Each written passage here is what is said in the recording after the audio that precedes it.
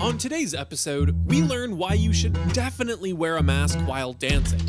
Hear Senator Chris Murphy totally disprove the good guy with a gun narrative. Analyze the list of top 10 most popular US presidents. Hear why all phone chargers should be the same. And hear how businesses should be willing to just make less money. This is Cringe Posts.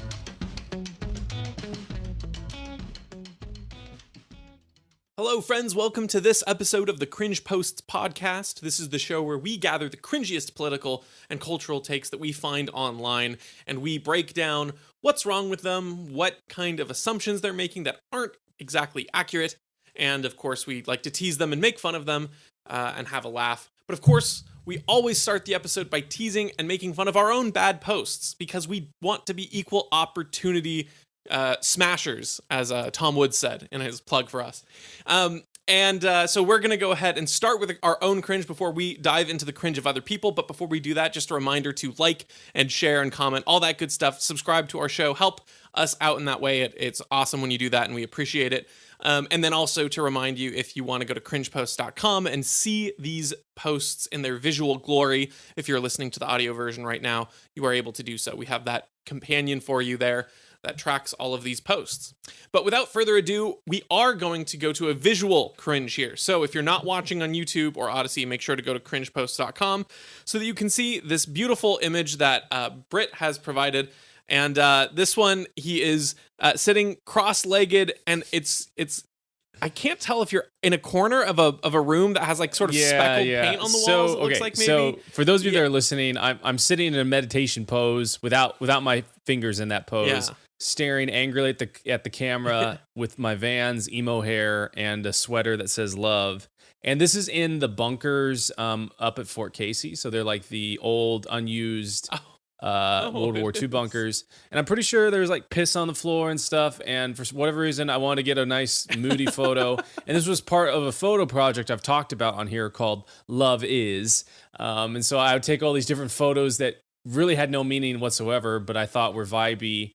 And then I'd have a nice, pithy little caption that says, love is a light in the dark or something like that I didn't actually know what it meant, but it sounded cool. So I'd do that. And man, I had a couple of those photo projects like Love Is and Hold My Heart, which we've done on here, and Hope Is or something like that. And it was just a little bit much. And every time, I need some humble pie, I'll go back and remind myself that I don't look at these very often, but I'll remind myself that I did this at one point, and it's enough to make me kind of recoil inside myself, because it's not only just the content is kind of like blah, like this is a crappy camera, obviously weird shot, but it's also the mindset, right? Like it's very very self-absorbed to take pictures of yourself and be like, ooh, but it's an art project, The funny thing to me is how, very clearly, this kind of framing and imposition of love is some phrase, and the dissonance between the idea of love and like a dirty background and stuff, you're very clearly able to mimic the things that people like in aesthetic ways, right? People love to see these kinds of things and import meaning onto them. And if nothing else, it really makes me it kind of makes you realize like a lot of people are kind of faking it till they make it, especially in areas where you can't articulate something clearly. Like if you were to, ask young Brett, what does this mean? And what is the symbolism, and explain it? It would be very probably difficult for you to make direct, clear links to everything. Right. And a lot of that gets lost into like, oh, it's artistic this way. And I feels like the more in sort of academia and sort of art you get, there's a lot more of that. And it makes you realize that while some people really might be well-intentioned with those things or have a deeper root with links that make sense, a lot of people just probably don't, because it's not that hard to figure out the elements of something that might be successful like that and create them, kind of like you did here, that's the essence of timeless beauty, right? As opposed to just like a passing fad or anything like that. Like when you were talking about that, it made me think of in the Office episode where they're trying to find the leads that that Michael threw into the dump. And he's like, wow, like this would be such a picturesque thing. Like just imagine this dump and then a flower. It's like okay, like for whatever, like it's what is it? You got the experience, but you missed the meaning in a lot of ways. And that's, like really great art stands the test of time because it is echoing and based in truth. It's not just trying to mimic, an aesthetic. It's actually grabbing onto that truth and echoing out into the world for people to see. And that's why it's beautiful across time. This was kind of a sign of the times, emo with long hair and Vans in some weird room posting a dark caption or something. That's what I thought was beautiful at the time. Or I saw things that were beautiful, that were truthful, and then I thought, well, I'm just going to mimic it because then it will be beautiful if I mimic it. So right. Yeah, exactly. Rather than it coming from a sense of inspiration, right? An actual meaning, you're like, oh, this looks like things that I've seen that people that is art, right? And so therefore I can went deeper on that than we thought we would. But I'm always down to psychoanalyze you, Brett. Okay. Moving on. Here is our first external cringe post, and this one comes fresh off a visit last night I made to a really a bookstore that I like quite a bit that unfortunately has some very silly policies and rules. So this comes from Third Place Books up in sort of North Seattle area. And there's this sign, and they host events. So last night, my wife and I and my brother and his girlfriend went to go see the former CEO of Nintendo of America, Reggie Fils-Aimé, speaking on his book. So we're all very excited. We drive up there, and he's going to be speaking in sort of this. They have sort of a floor with a little bit of a stage, and they do different events there. Authors coming by, and then also music and stuff gets played there. There's like a restaurant in the bookstore as well, and obviously primarily it is a bookstore. So we get up to the store, and first thing we see is a sign that in the window that says "Masks strongly encouraged." And I was like, oh no. And I go in, and sure enough, probably about 90% of people in there are wearing masks. And I'm like, this does not feel like it is July of 2022. My goodness, this is crazy. So we sit down in the event area and look over and see this sign in the event area. And this sign reads, "Masks strongly encouraged, especially when dancing." And a sort of explainer beneath it. Dancing is a high exertion activity that causes heavy breathing and in close proximity to others. Asymptomatic spread is common, especially among vaccinated individuals. Other activities like changing partners increase potential exposure further. Many in our community are in vulnerable populations. If you would like to dance, please consider wearing a mask to protect others and to minimize your own potential exposure. Thank you for helping keep our community and staff safe. And this is just a baffling sign to read because, first of all, you would think that if dancing was such this dangerous activity and close proximity, that they wouldn't host it on their premise, right? If your position is that there is this very, very, very reckless, dangerous thing, you're not even going to require you probably wouldn't have the event for it. You are going to right. You're holding the event and you're not even requiring masks. I mean, you can't really believe it. And frankly, you would be right to think that's absurd because masks have shown to have, unless it's like an N95, basically a statistically net zero impact. And if it's an N95, it's, I think less than 5%. I think it's like 1 or 2% reduction. And so, to think that the problem here is that you're not wearing a mask versus actually holding this event, if you're still worried about this, it's just kind of absurd and obscene. And to highlight how goofy and ridiculous this was, while we weren't required to wear masks in the store or during the his speaking and question and answer section, when they moved him over into the bookstore section to do a signing of the books, they said, you have to wear a mask over there. So, by their own, enforcement rules, they're saying, no, not during dancing, you don't have to, which is really dangerous, but we're still going to host dancing. And we're not going to make you wear a mask, but you should. But then during getting in line, which is no different than lines for Q&A, going for a book signing, which is probably more spread out than the seating we were in to listen to him speak, you have to wear a mask. Was he wearing a mask? The double standards. Was he wearing a mask? Huh? Okay. No, he was not. Now I didn't stay for the signing because I didn't want to wear a mask. I wasn't going to bend the knee. So I didn't see if he put one on for that or not. But he was not during the lead up or speaking. So good on him. Good on Reggie. Yeah, all of this is just a way. It either is the most dangerous thing in the world, and if it's worthy of wearing masks, then it's probably not worthy of, one, it's worthy of wearing the right mask. So not only requiring just masks, but requiring N95s, and they all have to be sealed and fitted at the door by some, validated security person. Or it's not that big of a deal, and you should be able to go in there and do what you want and everything. And that's when it comes down to it, right? Like that signing thing, like that makes absolutely no sense, has no logic to it whatsoever. With the only logic that applies to it being, hey, we want to ideologically punish people, or punish people of a certain ideological bent. And the way that we determine who has or who does not have that ideology is by what they're wearing, which is obviously very evil and awful. When my wife and I were traveling in Greece earlier this year, and maybe I've shared this before, but we're not vaccinated or anything, and so we are in the airport, and Greece doesn't have vaccine requirements for entering, but they have really strict requirements for when you're actually in the country. And so if we wanted to eat food in the airport, we couldn't actually go sit in the actual sit-down area. We had to go sit in like the actual waiting for the plane area in the terminal, which was literally like 3 feet away from where people were just normally eating food, right? No air, no nothing, no nothing in between us.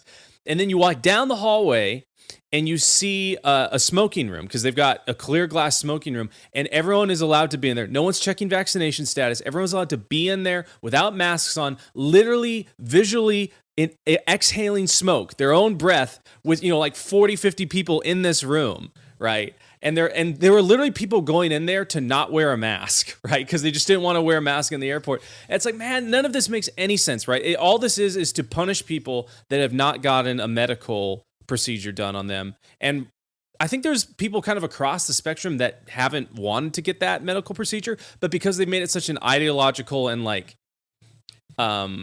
black or white thing, depending on which side you fall on, we've segregated so many people, and this is a way for one group of people to really enforce and punish and hurt other people. We say, you don't get privileges unless you have our ideas. You don't get to go have a book signing for this person that you admire unless you believe the way that we believe, or unless you submit yourself to our beliefs and bend the knee.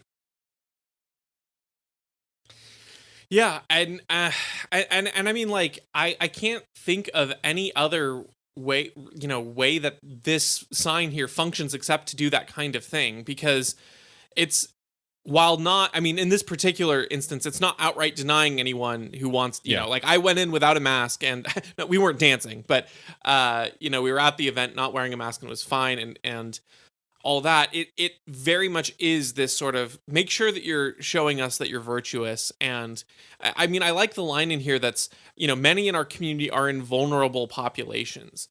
And it's like, yeah, there are a lot of people who are vulnerable to a lot of different things, but you can't regulate life to be in such a way as to cater to every single risk that exists in a minority setting, right? Like, there are a lot of people who are allergic to peanuts, and I'm not saying that that's a good thing or that I don't care about them, but that doesn't mean we can't serve peanut-based products in restaurants. Sometimes certain things can't be all things to all people.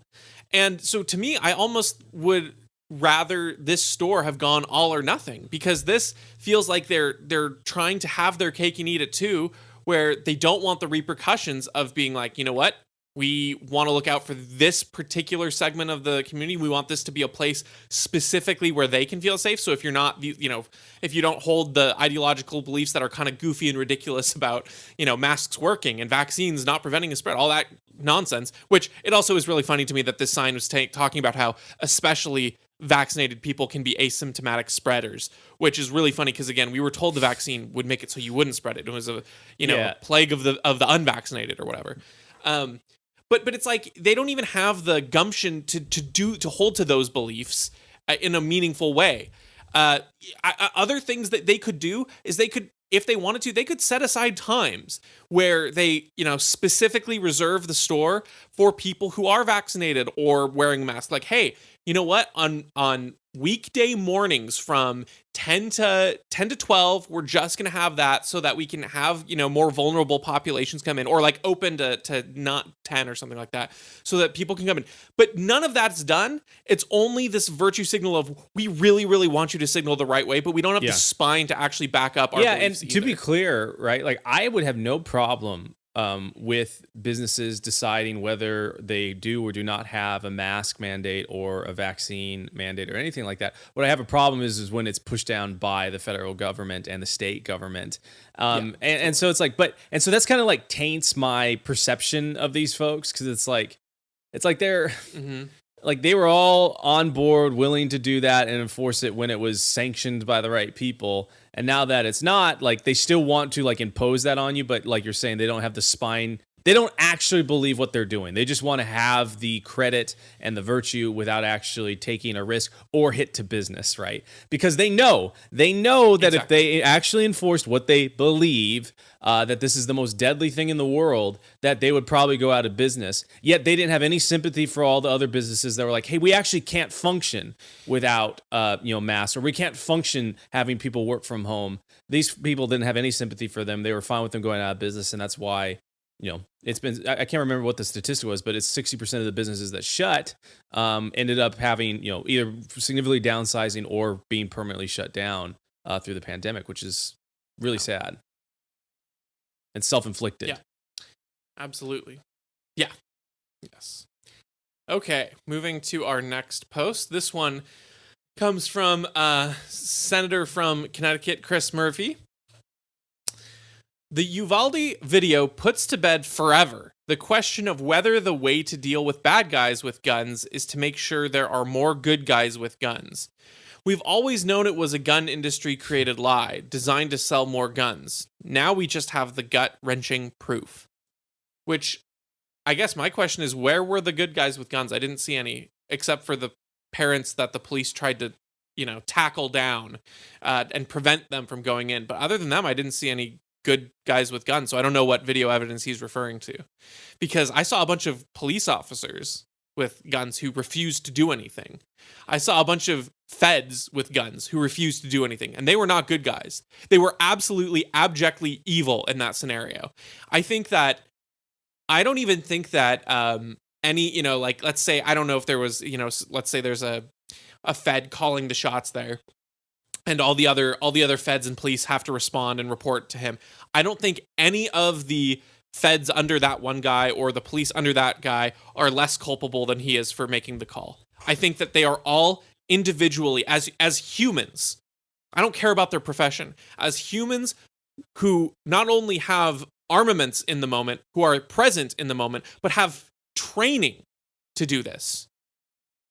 The fact that they did not breach orders and go in to save lives is a moral failure and makes them a bad person. Period. Like, if you don't have the gumption to go in when you have specifically been trained for this, and you are more ready to follow your training to obeying orders than to saving lives, there's something very messed up with your perception of what's important in life.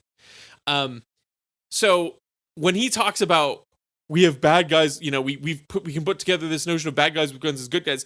No, there was more bad guys with guns there than there were good guys with guns, because the only good people there were the ones who were restrained from going in, and the by bad guys with guns who were murdered.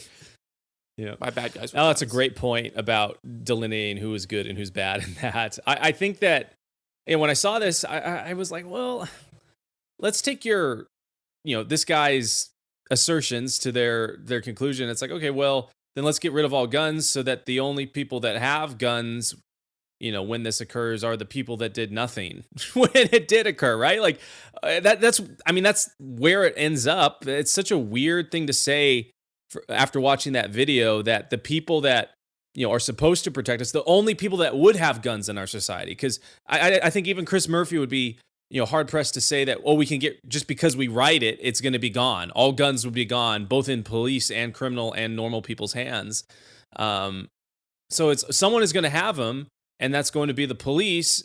And the police did nothing in this situation. So it's more of the same of what he's talking about, which is just so bizarre. And that just makes you realize like how dishonest this guy is, right? Like this is a U.S. senator, right? One of 100 people that decide, he has a 1/100th of a decision making in how you and I get to live our lives in a lot of ways. And he is so dishonest that he tries to spin what is so obvious an argument for normal private people owning firearms in order to protect themselves and innocent children. He's willing to take that video that is so obvious for that and try and flip it and lie about it so that, his base or the people that, that are anti-gun and have been worked up into that ideology now have some sort of argument, right? That isn't actually logical, isn't actually truthful.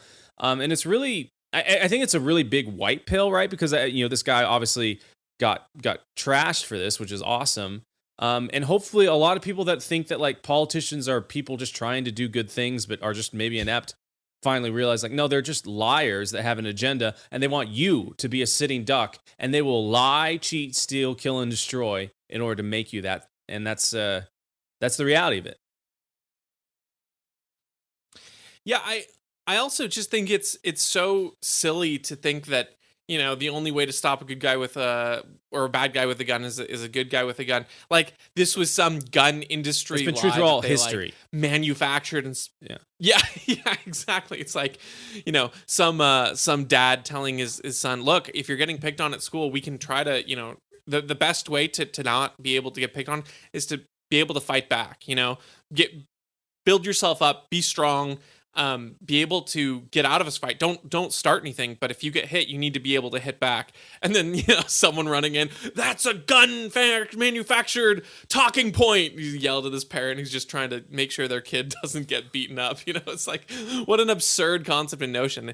And again, the really weird thing to me is kind of like what we were talking about on the last one with the idea of money and money just sort of being a translation for value. I don't think the principle that is enshrined in the Second Amendment is a strict matter of guns. I don't think that there is a God-given right to manufactured steel with, bullets and gunpowder in this specific mechanical combination, and that's what, our God-given right is. No, the right is to self-defense, and the right is to the tools with which you can defend yourself and the ethical right to use things in those ways to defend yourself. And so this idea, again, that it's all just hinged on these guns and it's the gun lobby and that's the only problem. It's like, look, we could be talking about guns. We could be talking about lightsabers if that's the most advanced technology that comes out to defend yourself with. I don't really care what the lobby is. I don't really care what the industry is. I don't really care what all those things are. The point is that you always have the right to defend yourself, and you have the right to use whatever means possible to defend yourself and your family, and that is justified so long as you are not, reciprocating in an exaggerated way, right? Like you can't blow up a neighborhood because a guy from that neighborhood threw a punch at you, right? It has to be reciprocal, but you have the right to defend yourself through means necessary, and so. I think there's just this very weird obsession about it all being about this gun lobby and this gun thing, and the line there is just about guns and it's made by the gun. It's like, no, the principle is that you have the right to self-defense, and there are always going to be people who want to use violence and want to use and have ill intention and will use uninitiated force against you. And you have the right to respond to protect yourself. That's the principle. And you can apply that to guns. You can apply it to sticks and spears. You can apply it to whatever you need. So okay, sure. Let's say that the very specific line, the only way to beat a bad guy with a gun is a good guy with a gun. Let's say that specific line was crafted by Smith and Wesson. Do you think they were the first ones to come up with the reciprocal use of force theory? You think Smith and Wesson were the philosophers sitting there thinking, now wait a minute, the only ethical response to use of force uninitiated is equal or greater response of force? Like, no, it's a principle that exists prior to these things, and this is just the application of it in the society we currently live in, and that's the principle will adapt with whatever tools we have to use for defense. So I don't really care if that line was crafted as a sales line or something. The principle behind it has existed far beyond whatever marketing gimmick it was, and I don't even think that's a really good point. Like they're not. So many times when they use this line, they make it seem like the people that want to own guns are actively initiating aggression, right? By having that gun, you are stopping the bad guy with the gun. It's like, no, I'm actually making sure defending myself, right? That's what it means to have a gun. And then you start to realize that their whole agenda is not to save children or anything like that. It's to make you powerless. And they don't want you to be able to defend yourself. They want you to depend on them, you to depend on the police officers that sat around while children were killed for your safety. And this is never more clear when you see places like New York, when they ban not just most guns, but they also ban body armor, right? Defensive body armor, you're not allowed to purchase it in New York. Or you look at like Washington State where we live, and we're allowed to carry, which is awesome. But we're not allowed to have, in most cases, the biggest self-defense concealed carry insurance companies are not allowed to sell policies here. So in most states, if you're concealed carry, you can buy a concealed carry insurance policy. And if you get into a situation where you have to defend yourself, this insurance policy will pay your legal fees as you go through it, because it can be really expensive, right? If you kill someone or you injured someone in the process of defending yourself, court cases can go on for a long time, and it can be really brutal. So, for a small monthly price, you can pay for this insurance and they'll cover it.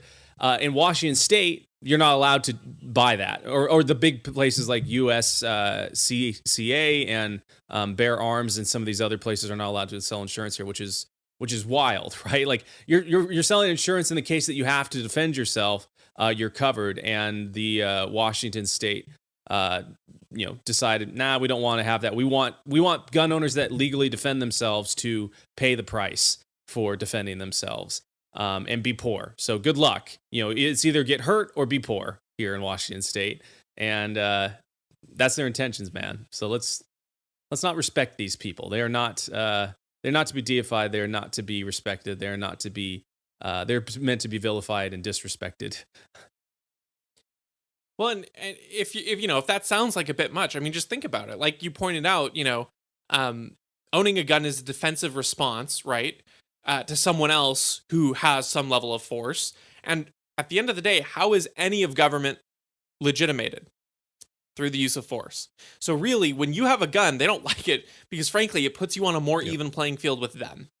That's the bottom line. Like, the government has no power unless there is a threat of force behind enforcement of its rulings, and ultimately that comes to them holding a bunch of guns. And so you owning a gun now puts those bad guys on the defensive. So of course they're going to be very interested in making sure that you don't have that ability, or if you do, you pay for it, like through the insurance example. Okay. Speaking of bad people, we've got a list from Polling USA, and I assume this is a poll that was done to general spread or whatever. I don't see the data sample or anything. I guess it's a Siena poll from June of 2022. And this lists the top 10 presidents. Number 1, FDR. Number 2, Lincoln. Number 3, Washington. Number 4, Teddy Roosevelt. Number 5, Thomas Jefferson. Number 6, Eisenhower. Number 7, Truman. Number 8, Lyndon Johnson. Number 9, Kennedy. And number 10, Madison. And then bottom 5 presidents. Number 41, Pierce. Number 42, Harding. Number 43, Trump. Number 44, Buchanan. And number 45, Andrew Johnson. Where's Biden ranking here? I don't know. The thing is, I don't know what the split is, but there's a lot to say about this just in terms of, the goofy results of it. But based on the results, this can't have been a very even polling, because as much as Trump is very unpopular, he's also deified. You know what I mean? It's like you're going to have a lot of 0 out of 10s, but you're also going to have a lot of 10 out of 10s, right? A lot of people who don't know how to use nuance in grading. And so for every 2 0 out of 10s, and I'm being generous here, for every 2 0 out of 10s, there's got to be at least 1 10 out of 10, right? So to have him show up as 43 out of the 45, I mean, this must not include Biden because it only goes through 45. But it's like, to not have Trump somewhere in the middle, or at least the bottom third, having him almost dead last, really to me shows that this is probably not a very even sample size. But it's heartbreaking, man, to see FDR top the list. It's not surprising to see Lincoln. You and I do not like Lincoln. I think his suspension of individual rights and liberties, and of course him going against the idea of secession, him being a racist, wanting to keep the Union together, and only freeing the slaves in spite of it. All these things. We've taken down Lincoln quite a bit, but it's still not surprising to see him up there. FDR is number one is kind of like, man, like, I know people think he cured the Great Depression and he was a wartime president, and he just did everything He's a freaking bad. emperor, man. And you'd at That's least what I hope think of him. Yeah, I know. He stayed in office long after his term was up. Some people, right. Well, and I mean, it's like, if you're a lefty, can you at least not dock him points for, I don't know, interning the Japanese? Like, does that mean nothing to people? That's a freaking huge deal. I mean, think about how upset, we are about lockdowns. And imagine that not only is this a level of that to the 10th degree, but it's like targeted at a specific subset of a population for immutable characteristics of themselves, right? I mean, I hope that there is I know this is the case, but I hope that there are no fans of FDR's that also claim to be fans of Martin Luther King Jr., because FDR violated every principle of Martin Luther King Jr.'s that he spoke about, at least in his speeches. Because if you're judging people by the content of the character and not by the color of their skin, you can't enact a policy like interning Japanese Americans because of their heritage. So that's disappointing to see. The only presidents up here that I'm not terribly disappointed to see would be Washington. He's fine. Probably one of the least bad presidents, and Jefferson also probably one of the least bad presidents. It's you have to grade on a curve here. I don't know how I feel about Eisenhower, but at least towards the end of his presidency, he started speaking out against the military-industrial complex, which I thought was kind of brave.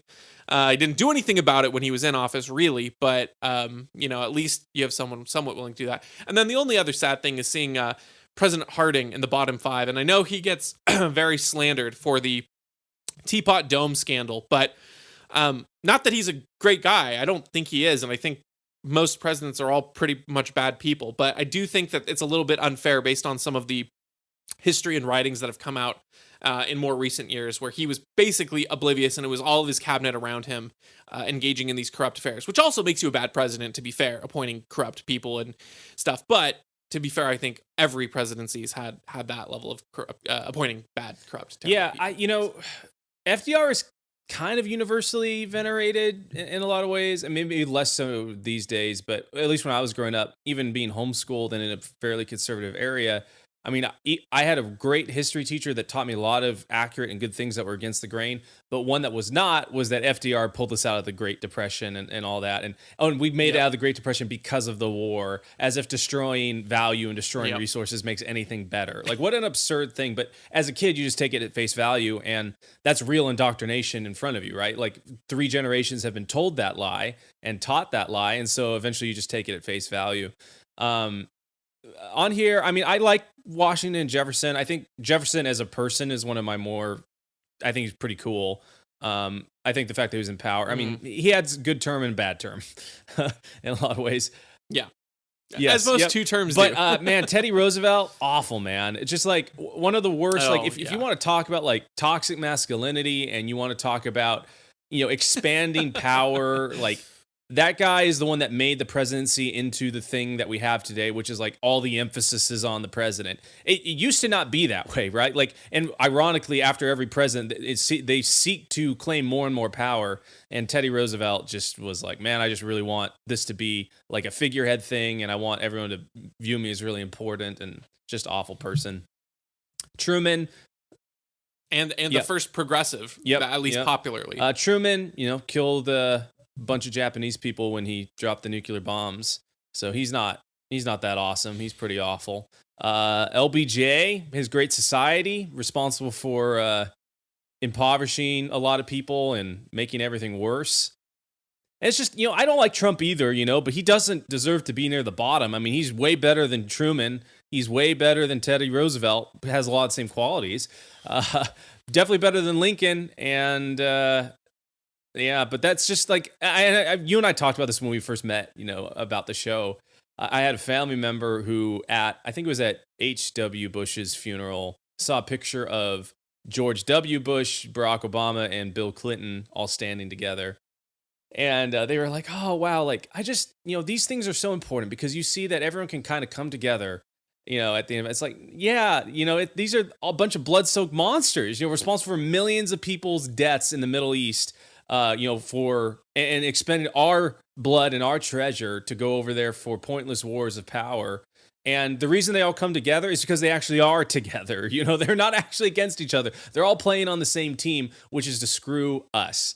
That's all they're playing for. That's all they want. And that is the common thing that is basically a part of all of these presidents' terms, is that they screwed the American people that they're in charge of. The best ones understood that by doing nothing, they're actually doing a lot, right? They're making sure that people can just live the lives they want. One of our mutual favorite presidents, Calvin Coolidge, better to not sign a bill, or it's more important to veto bad bills than it is to sign good ones. And Jefferson was okay, but the more they stayed out of the way, the better their terms were. The more they got in the way, or the more they did stuff, the worse it got. And and I think there's a lot of skepticism, particularly in the right and conservatives. Well, I would say there's skepticism on both sides, but I think there's a lot more self-skepticism of conservatives who recognize the idea that government can be evil, but think that everyone who's in the Republican conservative movement is a principled person who's trying to fix things in spite of the problem. I think progressives generally, they just think that they have the moral high ground, and using power in the ways of government and things, that's just a justified use of the ethical behavior. So of course the people who want to advance their agenda are ethical heroes, and there's no like mental gymnastics there from that perspective. There's plenty of mental gymnastics to get there, but once you accept that the government is virtuous, it's a very clear straight line for them. Conservatives, I think, play a little bit of a mental gymnastics game where they say, well, this guy is good, and all of the conservatives in there are just unable to do things, and they have to play the certain game, and you have to do all those sort of acrobatics. But like, man, it's crazy to think. I do think there are probably a few people who are really principled, who have stayed above a lot of that influence and are doing things that are unpopular. But like, even in the grassroots movements that get started because of conservative Inc., these sort of establishment figures who've been in there forever, who are behind the scenes. You have this uprising of populism in the Republican Party or conservative movement broadly, and even in that, the figureheads there start getting corrupt. I don't necessarily want to take everything at face value, but if you're at all familiar with Lauren Southern, she recently, I'm like within this week, I think 3 days ago or something like that, posted a 3-hour basically recounting of her time in politics. She's pretty young, but she was in it, right when sort of the what was called the dissident right sort of emerged, right? This populist thing with like Milo Yiannopoulos or like Paul Joseph Watson, all these, radical conservatives who were kind of sick of conservatives Inc. and wanted to make change, make it effective, whatever. And it's like, when you see those things, you're like, okay, well, these people, they don't actually hold political office. They're just motivated. They're just passionate about what they believe. And man, she just sort of lays out and tears them a new one. Talks about all the corruption, all of the blackmail, all of the favor setting that was done within this, dissident movement. And it's like, you think about how, they were very influential in the social media sphere, but how actual little power they wielded compared to like a government per se. And there was already insane levels of corruption and backstabbing and people who were disingenuous, who didn't actually really believe in what they were talking about and just wanted to use it for power. And so you think about all of that. And again, maybe some of the stuff she's saying not true. Maybe she's just giving her side and it's unfair. Whatever. She's shown enough receipts to show that if she's a bad person, so is everyone else in there. Like to me, it's you've given enough that like there's very few ways that you could justify some of those things. So think about that and then compare it to literally the single most powerful man in the United States through these presidents. And you're like, okay, there has to be a level of corruption and back wheeling and dealing and moral compromise that comes with that. You cannot get that far without it. These movements of popularity can't even get that far without it. Yeah, that was great. I don't have anything to add to it. Okay. All right. Moving on. Okay. Speaking of. We've got Elizabeth Warren. Oh boy. Elizabeth Warren tweeting, consumers shouldn't have to keep buying new chargers all the time for different devices. We can clear things up with uniform standards for less expense, less hassle, and less waste. And then links to an article about lawmakers' push for universal chargers for smartphones, mobile devices. And this is just, it's one of those cringe posts where you might scroll it, you might see it and you think, yeah, I mean, I like charging my phone with the same charger as I charge my laptop. I like only having to buy one. That's convenient. And then you think, and you might just sort of let that sit. But the problem is, if the government enforces that, you don't get better products. One, you create a monopoly with the company that gets to design that. Right now, it's Universal Serial Bus, USB, and that form factor is the one. But like, there are plenty of better alternatives that can be developed and should be developed, and you don't spur innovation by making everything uniform. You have a stagnant, non-innovative reality when you force everything to be on the same like that. And I think it's just a terribly anti-innovative idea, and it seems like such a low bar for government action anyway. Like, why would this be something they want to do? Regardless, that it's so baffling to me that someone who touts that they need to rein in Wall Street and all these evil corporations, they're like, oh, and we also need to make sure that they use the same chart. Like, what are you doing, Elizabeth Warren? It's really hard to believe like she is as educated as she is, right? Like, and I don't know, she's old, so maybe there's a little bit of some mental slip getting in there as well. But this is just like, who thought. And who has thought in the past year? Anyone, right? You looked at your phone charger, you thought, man, I just hate this thing, and I wish they made a law to make it so that everyone used the same one. No one has thought that. It has never been that big of an issue. And they're like, they have it from this perspective of like this virtue signal of, well, we're going to reduce e-waste, right? And it's like, okay, so you're going to reduce e-waste by making all of the manufacturers use the same type of components and thus rendering all of the components that came before these components useless and to be thrown away instead of being repurposed and reused. So that, I mean, on that front, it doesn't work. And then on the other front, it's like someone posted a comment on this. There's some power or some big blocky power supply from, it must have been like the 90s or 80s. It's like, man, it's a good thing they didn't make this law in the 90s, because it's like we'd be stuck. Yeah. We'd be stuck. We wouldn't have cables that simultaneously charge and also transfer data, right? That's the type of stuff that would get stuck. Right. We don't know what that's the point about innovation. It's so there's so much hubris here to believe that like, well, we've peaked at the best type of cable there is, so now it's time to decide what it's going to be forever moving on, and we're never going to deviate from it. It's like, no, there's plenty more that can be done with how we charge devices, and this ideology, when it's taken to the extreme in places like Soviet Russia, is how you get buildings that are literally just cement block, uniform standard down the street. Every room is the exact same because everyone, is living the same way. No one has any way to express their individuality. No one has any ability to innovate outside of what the state allows them to. And would you rather live, in a Soviet bloc, back in the 1970s and 80s, or would you rather live somewhere in the United States? And, as evidenced by the Berlin Wall to keep everyone in, everyone decided and preferred living in a Western country where you could actually have the chaos of freedom and the ability to, use which phone charger you want or build your building the way that you wanted to build it. It's just, what a weird thing. And it's cringe because it's like, I don't think she actually believes this unless she's mentally slipping. I think she is like, well, I need to have some virtue signal this month. And so I'm Elizabeth Warren, and I've got a plan for all those tangled phone chargers. It's not going to work, though, Liz. It's not going to. Yeah, I think about the fact that,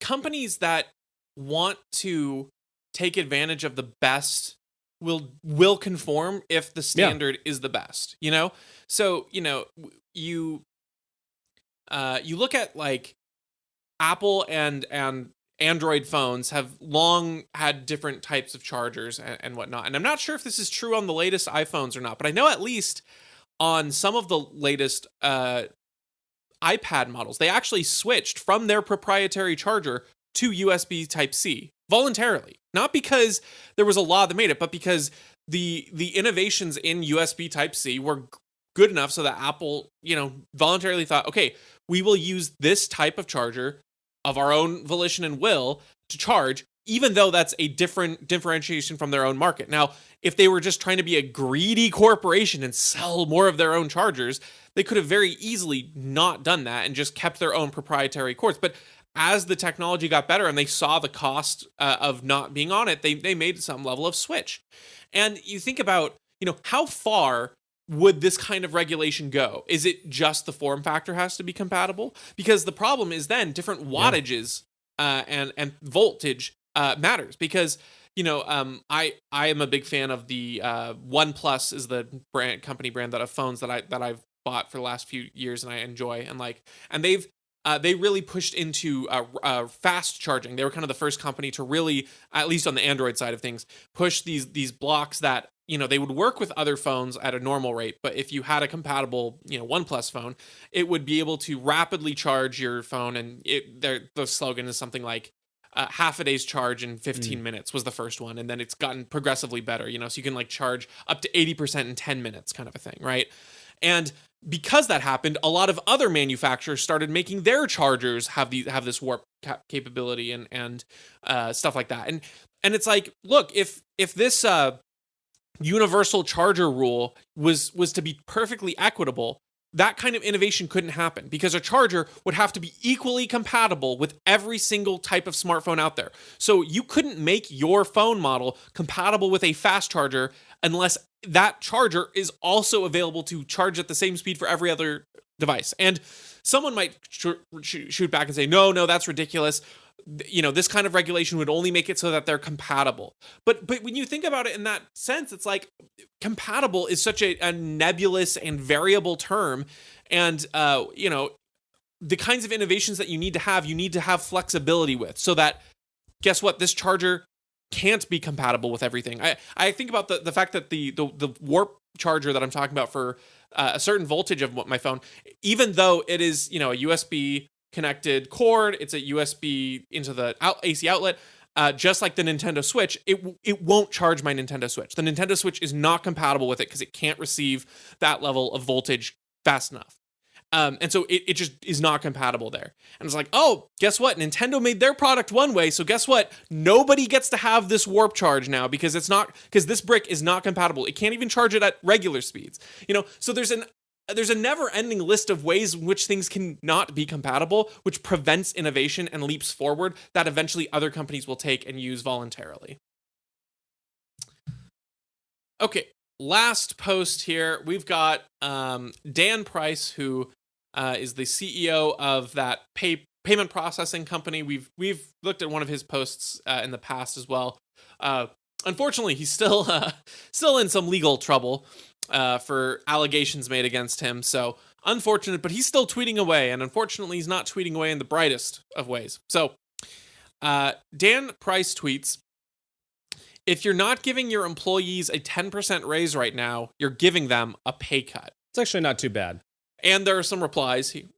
It's not too bad, but I do have sure. a problem with it. And we're going to look at the replies here, which are the more cringe. So the first one says, so my cost of goods rose 30% plus the 10% you think employees are entitled to equals 40% increase in price passed to the consumer so I can continue to break even. How long are you willing and able to purchase goods and services at an additional 40% price increase? And then there's a reply to that saying, couldn't you just make less money? I don't know what you do, but I am always baffled by this notion that business owners are entitled back to consistent or increasing profits. The rest of us are expected to adapt. Why shouldn't you? No one forced you to open a business, which is just insane. And then someone else replies, so inflation needs to be absorbed by businesses? Really? And the same person who replied to the other tweet replies, frankly, yes. Better than it being absorbed by everyone. Maybe that's not perfect, but I think it's silly of businesses that act to act like they're owed low-cost labor. That's what this attitude boils down to. Okay, there's a lot to go over here. I'm going to start with my small problem relative in the big picture here with Dan Price's tweet. If you're not giving your employees a 10% raise right now, you're giving them a pay cut. No. I would say if you're not giving your employees a 10% raise right now, they've been given a pay cut. The businesses are not giving the pay cut. The onus is on the Federal Reserve and the government, okay? And that sucks. And to also be fair, if you are in a business where you are purchasing things and goods, then you yourself are receiving a 10% profit reduction. So it's not like the 10% pay cut due to inflation, if that's how you view it, is only affecting them. As a business, your margins are also, you have to pay 10% more for products and services. And, if you're importing things via trucks, which a lot of companies are, then fuel prices have increased as well. So, it's this binary thinking to say that only employees are, only the paycheck is the only way in which these things are getting affected. I think it's a reasonable thing for an employee to ask for a pay raise in light of inflation if a company can't afford it. And then the company can say, yeah, you know what, your value is high enough to us that we want to keep you on here and that it's worth it to us. And if a business can make that, that's great. But I don't think it's necessarily the obligation of the business to give it no fault when they're suffering too. And it's not their fault to begin with. It's the government and the Federal Reserve. So that's kind of my general price. And I think that was highlighted in that comment a little bit more rudimentarily that said, so inflation needs to be absorbed by businesses, really? Which, again, alludes to the idea that like businesses didn't cause inflation and they are also paying inflation as well and seeing those bad effects as well. That being said, Dan's he's right in... He's in the right area. I just don't think that he's got the wrong emphasis. Is exactly right. He's making it sound like the employers are the bad guys. It's factually accurate, but truthfully wrong. Not. Yes. Yeah. Do you want to tackle on these? Yeah. So okay, give you the right pickings. This first person writes, so my cost of goods rose 30% plus the 10% you think my employees are entitled to.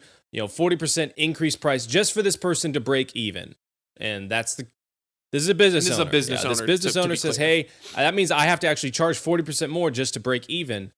And then this idiot comments, couldn't you just make less money? It's like, that is what they're doing. They're making less money. If they're just breaking even, that means they are using their time for free to run their business. If they're not, if they aren't going to charge extra on top of it, they actually will continue to lose money. So it's not just they'll make less money, they'll actually lose money, be it an operating loss. And people that, I just encourage anyone that wants to be critical of business or wants to be critical of how businesses pay people, I'm serious, just open a freaking lemonade stand and try and hire a kid to run it. And then have them demand $15 or $20 an hour from you and see what happens. Like quickly open up your calculator and you'll realize, oh crap, like in order for me to pay this kid $15 an hour, as well as cover the cost of the lemonade stand, we're not even going to get into all the licensing laws that are required to open a lemonade stand, but just to pay this kid to open the lemonade stand and then to have, maybe a spot on some business corner outside of Safeway and then to pay for the materials and pay for the gas to drive it out there. It's like, crap, I got to pay a lot. I got to charge a lot for a glass of lemonade, right? And it's like, well, crap. Like, well, this kid, I can get anyone to sell lemonade. And maybe there's a kid that's willing to do it instead for $15 is willing to do it for $7 or $5 or $4 or whatever, because the kid is, lives with his parents, obviously. And there are other people also providing for him. And this is a good experience. And so you suddenly now have a business that works because the kid is willing to exchange his labor for X amount of dollars. That is what you're willing to exchange for him to actually run the lemonade stand. And that is a perfectly awesome and good transaction. If you don't like how you're being paid at a workplace, then either you need to get more skills so that you're more valuable and you can either get paid, demand more where you're working, or you can go look for a job someplace else where your skill set is valued, or you just have to accept it, right? If you are paid directly in proportion to the value that you bring to the table. That's why salespeople, like we've talked about on here, either make very little money or they make a lot of money, because it's very direct to see how much you're actually contributing to the effort when you're a salesperson. And it's just like, his last line that I just really didn't like, no one forced you to open a business, as he tweets from his phone, that no one forced Apple to open on an app called Twitter, that no one forced, Twitter to run, as he sits in an air-conditioned house or a car or wherever he is. It's like, yeah, no one forced it. And that's the beauty of it, is everyone voluntarily went together and decided, hey, we're going to do something, and other people decided to work for them voluntarily. And that's the whole point, is that no one is forced to do this thing. Everyone owns the consequences of it. And so why then does that not apply to employees and the employer relationship? That last line, I'm gonna bring us back to our absolute favorite location on this show, which is our island.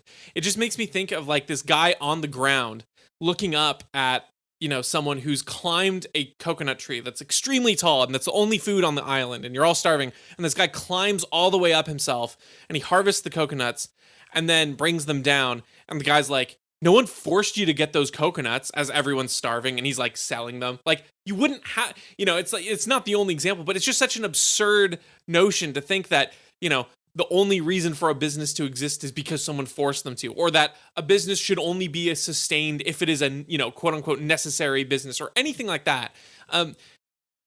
Businesses like that operate in the best ways when they're providing a service people want, and then they're able to do it in a model that sustains and makes more of that thing. That's it. And so, the person is, the rest of us are expected to adapt. This person just lists how by them adapting, it hurts the rest of you adapting as well. It's not even that, they can't adapt. It's that the model becomes unsustainable if you adapt in the wrong ways, right? This person's argument is not, the stupid argument is not unique to inflation. It's not unique to the scenario. It's the age old, why can't you just charge less? I don't get it. You're just greedy corporation. When you don't understand that you have to make profit in order to be sustainable. And it's just wildly baffling to think, I mean, gosh, I wish this guy had come to us sooner. How come Plato over here isn't telling all the businesses how to run? Because we would be able to solve world hunger if we just charge less, just make less money. That's just not an option for especially most small businesses. And the vast majority of businesses in the United States are small businesses. So again, to give sort of one size fits all, if you're not giving a 10% pay raise right now, you're giving them a pay cut. Again, his business is pretty big, successful tech industry. He probably can't afford to do that. Not every business is like that. And frankly, if you're a big business that's got a lot of profit and a lot of room to do that, good for you. But even still, that this, the secondary effects then goes to harming small businesses way more, because big corporations can eat up those costs because they have wide-reaching, expansive areas. Small shops that employ, few people, that when you do that, they have to considerably raise their prices. All that ever does is help the bigger corporations anyway. So the people that this guy probably purports to care about are the ones most negatively affected by this kind of top-down rulemaking of just make less money. Again, not many small businesses really can't afford to do that. I really like our coconut and island analogy, and it's the to kind of maybe steel man it. They would say, well, by you adapting to, the current market stuff and having to charge 40% more and then not paying your employees, if you can't pay your employees 10% more, or if you can't pay your employees a living wage, then you don't have a viable business. And it's like, okay, so let's take the coconut analogy again. So, a guy is on an island, people are starving. He's like, well, shoot, I could probably go and get some coconuts for them, and they'll trade, some of them have got fish, and some of them have got, bamboo sticks and things that they can trade that I want. So I'll get coconuts because they're hungry. So he climbs up, cuts all the coconuts down. People are buying them. Everything's awesome. He hires some people to split the coconuts, which is great. And then suddenly, the dictator of the islands says, "Hey, like, nice pile of coconuts you've got there. I've got a bunch of empty coconuts. I'm going to mix in all of my empty coconuts. I've got 2,000 empty coconuts and you've got 100 normal coconuts. I'm going to mix in my empty coconuts with your fully, fresh, good coconuts." And so it's like, okay, you do that. And now suddenly, in order to figure out which coconuts actually have meat in them, you have to hire more and more people, or you have to, the people that work for you have to do less and less, or more and more work to actually get to something, right? And that's essentially what's happened. It's not that the guy doesn't have a viable business. It's not that he wasn't providing something of value. It's that some, third-party entity came in and said, hey, I'm going to dilute the value of what you've been doing, and make it way harder for you to actually make, bring this value to the market. Through labor, through the actual process. This has a lot of, it's analogous to, different types of licensing laws and things like that. It's making it hard for this poor guy to actually give coconuts to people that want coconuts. And that just because it's now like, well, crap, I can't pay someone, to chop 2,000 coconuts. It's not because he doesn't have a viable business model. It's because someone dropped 2,000 coconuts that are worthless into his whole stash. That fictional example actually makes me think of a real example that I saw. So my wife and I, for our anniversary, went to Whidbey Island, and we stopped by Whidbey Island Bagel Company, which was awesome. Like, literally the best bagels I've ever had in my life. Super awesome. They were shorthanded and needed more employees, and because they just didn't have enough of the, in terms of people that were able to work because of the unemployment benefits and things like that. People just didn't want to go to work because they could stay at home for these COVID benefits. They didn't have enough employees. And because of that, they stopped adding the service of slicing bagels, toasting bagels, and putting cream cheese spread on them themselves. So you could buy the cream cheese yourself, you could buy the bagels, but you couldn't get them toasted there, you couldn't get them split, you couldn't get them with cream cheese on them, which was fine. We did that. We were staying in a hotel, we bought a bunch and brought them back, and they kept them for days. Awesome, super great. But it's like, those are your other options, because again, money is just a substitution for value. And so if, in that small business, they can't afford to have that time being eaten with those services. Yeah. So they get rid of them.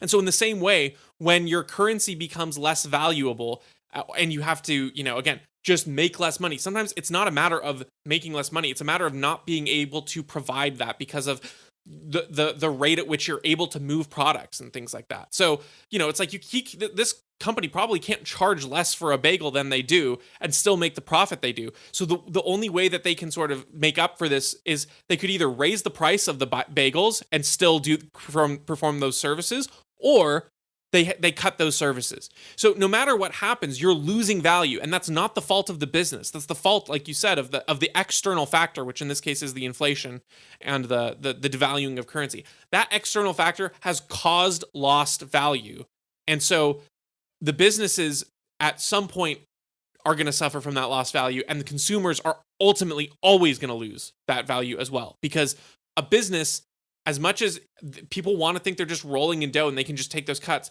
90% of businesses are not that way, where they're operating on margins on a plan that make them renewable, that help them to grow little bit by little bit. And everything is done in proportion. Unlike some joker on Twitter here, businesses that are successful have business plans. They actually meticulously articulate their strategies of how much they need to make in a certain amount of time using a certain amount of resources in order to be sustainable. And so for this bagel company, it's like if they can't hire another person, like in that case, they have probably the capital to be able to hire another person. The resource they're missing there is another human. But the point is that they have a shortage of something. And so the way that gets made up is they have a shortage of time/effort that they can provide a service. Therefore, either they can charge more for the bagel in order to make up the lost time by cutting, slicing, toasting, and serving, or they remove those services in order to be that same sustainable model. Otherwise, they would just run out of business and not be able to do it. Okay. I think that's all we've got for this episode. So thank you guys so much for tuning in. And as a reminder, we would appreciate a subscribe, a like, a share, all that jazz helps us out. And we'll see you on the next one.